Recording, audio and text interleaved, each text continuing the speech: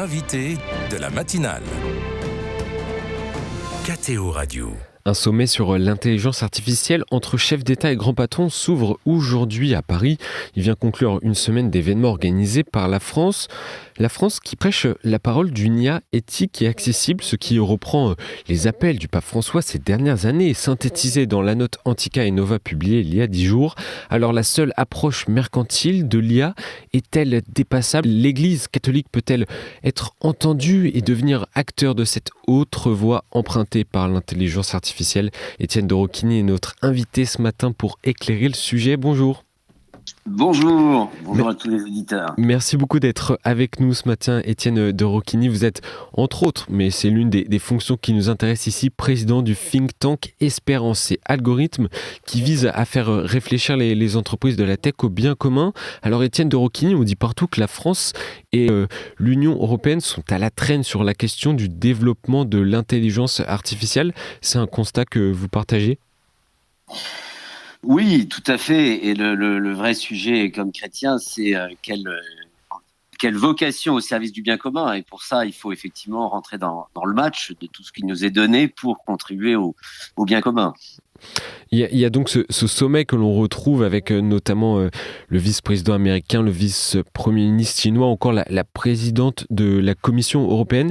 Quel est le principal enjeu de ce rendez-vous selon vous ? Alors, c'est le troisième grand sommet qui montre combien les dirigeants mondiaux, à juste titre, sont préoccupés par l'émergence de l'IA. Bon, il y a évidemment aussi des enjeux politiques de plus bas niveau sur le positionnement de Macron. C'est pas ça qui est vraiment intéressant. Ce qui est intéressant, c'est qu'il y ait effectivement une coopération mondiale, plus ou moins siloté entre les grands blocs américains et chinois, bien sûr. Mais enfin bon, voilà, on a la communauté humaine qui se réunit et qui aussi, c'est ça qui est très intéressant, fait émerger de plus en plus également la thématique qui m'est chère de contribution à ce qu'on pourrait dire l'écologie intégrale, en prenant les termes de Jean-Pierre Dupuy et du pape François. On dira plutôt sustainable AI, l'IA et le développement durable. Donc ça, c'est un thème qui émerge et ça c'est très intéressant que beaucoup de gens s'y intéressent. Et ce thème, celui-ci qui émerge, le président Emmanuel Macron a aussi fait valoir une volonté de vouloir parler d'éthique et d'accessibilité, de rendre l'IA accessible à tous. Comment vous le percevez ? Est-ce que c'est une bonne stratégie ? Alors, c'est toujours un peu délicat de se positionner avec le terme éthique, puisque on a tendance à dire de manière un petit peu provocatrice au think tank Espérance Algorithmes que une éthique sans un dévoilement de l'anthropologie et des valeurs sous-jacentes est soit une coquille vide, soit une manipulation. Alors le terme est un peu fort, mais c'est pour dire que finalement le vrai sujet, c'est la contribution au bien commun. Et ça, c'est vraiment comme chrétien, on ne peut pas ne pas penser à l'appel de la Genèse. Croissez, développez-vous. Vous êtes fait à mon image et pour dominer au sens du jardinier du terme la création. Et donc c'est ça le vrai sujet. C'est comment est-ce que on peut se servir de l'intelligence artificielle pour mieux servir nos frères, mieux servir les douleurs de la planète. Et l'éthique, disons que c'est une discipline de discernement, mais c'est pas le plus important. C'est déjà plus intéressant quand on parle d'inclusion, même si là encore le terme est un peu galvaudé. Mais pour nous, c'est la destination universelle des biens. Si je prends donc c'est en quoi est-ce que chacun d'entre nous peut bénéficier, mais également participer à cette aventure. Et c'est très intéressant. C'est qu'effectivement, d'une certaine manière, l'intelligence artificielle aujourd'hui démocratise l'accès à tous, d'une part à la connaissance et d'autre part à la programmation. Là où la programmation informatique était pas mal le sujet d'experts, de gens très calés, l'IA, c'est d'abord des interfaces extrêmement ergonomiques et simples qui fait que des personnes, y compris jusqu'au fin fond du Sahel, peuvent contribuer à cette œuvre collective. Et il y a des expériences très intéressantes de ce point de vue-là, d'entreprises qui impliquent des gens, y compris des gens de la rue. Donc tout ça, c'est très stimulant à suivre et il faut y participer, il faut rentrer dans le match. Une note est sortie il y a quelques jours, publiée par des dicaster du Vatican est intitulé Antica et Nova sur notamment la relation entre l'intelligence artificielle et l'intelligence humaine. Qu'est-ce qu'il faut retenir de cette note ? Alors, c'est pas la première, hein, le pape et ses conseils s'intéressent depuis longtemps, hein, sur le sujet. Là, il y a une chose qui est traditionnelle et une chose qui est plus nouvelle. Une chose traditionnelle, le pape rappelle finalement que l'intelligence humaine va bien au-delà du calcul. Et ça, c'est effectivement, d'une certaine manière, l'IA nous provoque à nous demander et nous prendre en compte ce qui fait que nous soyons une personne humaine. Et voilà, on rappelle saint Thomas d'Aquin, il y a, ou Pascal dirait le cœur et l'esprit, et au-delà du calcul, il y a la relation humaine, bien sûr, il y a la corporéité, tous ces attributs qui ne sont pas aujourd'hui les attributs des machines. Et se rendre compte de ça, donc ça c'est vraiment au cœur du message anthropologique du texte. Ça ne veut pas dire qu'il faut dénier à l'intelligence artificielle ses vertus. Au contraire, c'est la replacer là où elle est, de façon à ce que, voilà, dans une collaboration qui est respectueuse de la nature de chaque chose, eh bien, les personnes humaines peuvent s'en servir pour s'élever. Donc ça, c'est très intéressant. Un thème qui est un peu plus nouveau, c'est une lecture qui est franchement spirituelle. Et ça, on est très content à Espérance Algorithme parce qu'on le pense depuis la création de l'association il y a une dizaine d'années. C'est que pour nous, l'intelligence artificielle, c'est d'abord, finalement, au fond, une question spirituelle. Et ça, la fin du texte insiste de manière très claire sur le fait que nous ne pourrons, d'une certaine manière, survivre ou en tout cas s'élever face à un tel paradigme en rupture que si nous avons une lecture plus spirituelle. Voilà, finalement, nous réfléchissons au sens des choses, ce pourquoi nous sommes là, ce pourquoi nous sommes créés à l'image de Dieu. Voilà, et ça c'est quelque chose qui est franchement nouveau et original. Peu de gens le disent, bien sûr, et l'Église a toute bonne raison de s'y placer.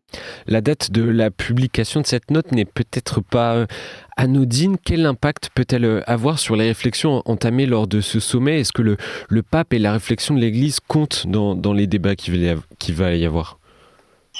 Alors, très certainement, les sujets évoqués font partie des sujets qui seront abordés, même si je suis pas tout à fait certain que l'angle spirituel soit déjà au débat de ces 2 jours.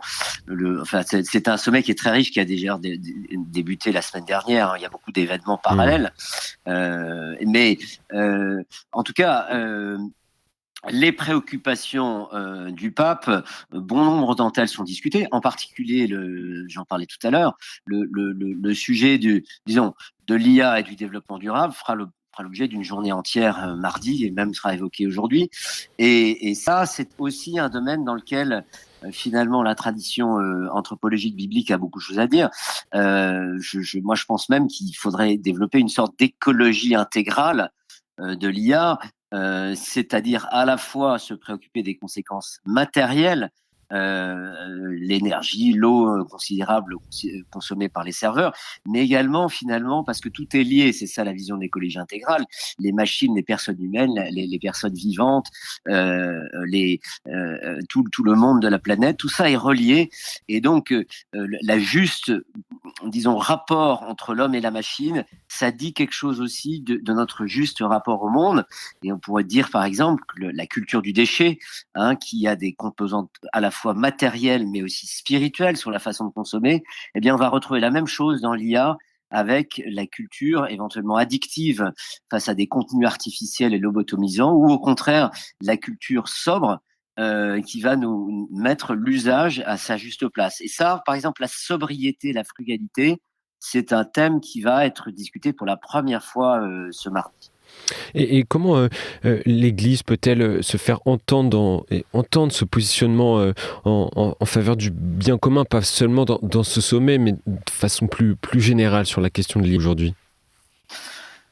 Alors, le pape a déjà depuis plusieurs années réuni des grands dirigeants à plusieurs occasions, hein. Il y a eu le Rome Call for AI Ethics, et ça, je pense que ça va continuer, hein. De cette manière, la diplomatie vaticane joue déjà sa carte au moment de la discussion sur l'UNESCO, qui a produit une recommandation très importante il y a 3 ou 4 ans. Je fais partie des observateurs au nom du Saint-Siège.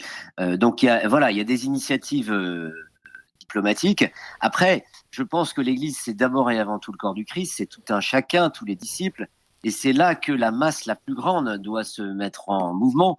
Il faut qu'il y ait des chrétiens et plus largement des hommes de bonne volonté qui rentrent dans le match, puisque finalement tout est affaire d'usage, et c'est parce que on se met à la suite du Christ en voyant sur le terrain, et le terrain c'est celui des entreprises, puisque c'est d'abord une révolution entrepreneuriale, ce sont les entreprises qui dictent les usages, et donc il faut qu'il y ait des vocations chrétiennes entrepreneuriales pour construire, par exemple dans le domaine de la santé, dans la lutte contre la solitude, dans les domaines de l'environnement, de l'économie circulaire.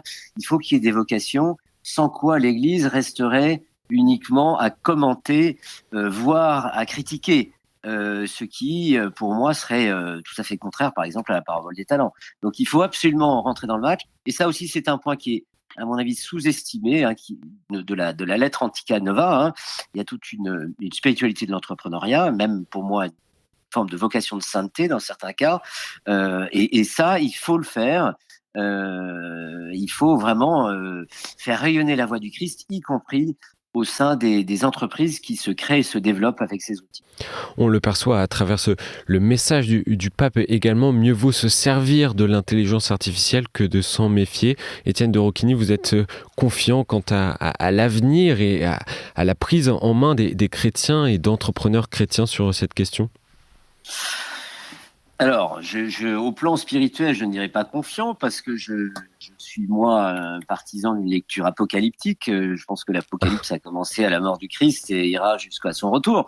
Donc, le temps de l'Apocalypse, Matthieu 24-25, c'est à la fois le temps des faux messies, le temps des catastrophes climatiques, et en même temps, c'est le temps de la parabole des talents, c'est le temps du bon serviteur. Donc, je pense que nous devons être des bons serviteurs, et ça va passer par des crises. Mais ces crises-là qui vont venir, c'est certain, il y en a toujours eu, il y en aura à nouveau, ne doivent pas nous impressionner. Nous devons rester des bons serviteurs et voilà, et préparer l'avenir du Seigneur, y compris dans le domaine de l'intelligence artificielle. Et de ce point de vue-là, pour prendre une note plus positive, je pense qu'il y a un élan très grand du côté des jeunes dans le monde entier. Moi, entre autres choses, on a lancé un concours mondial sur l'utilisation des ordinateurs quantiques pour faire une utilisation durable de l'IA, Sustainable Quantum AI, et on a eu pratiquement 1000 candidatures du monde entier, y compris du Bangladesh, du fin fond de l'Afrique, de jeunes, voilà, qui proposent de mieux gérer les fuites d'eau dans les réseaux urbains, ou d'accélérer la recherche de médicaments contre le cancer. Donc voilà, un élan dans le monde entier, parce que l'IA, c'est aussi une révolution de l'accès à la science et à la technologie. Et ça permet à tout à chacun de s'y plonger. Donc ça pour moi, c'est vraiment l'espérance. C'est un signe d'espérance. Merci Étienne de Roquigny de nous avoir éclairé sur ce sujet. Je rappelle que vous êtes fondateur du think tank Espérance et Algorithmes.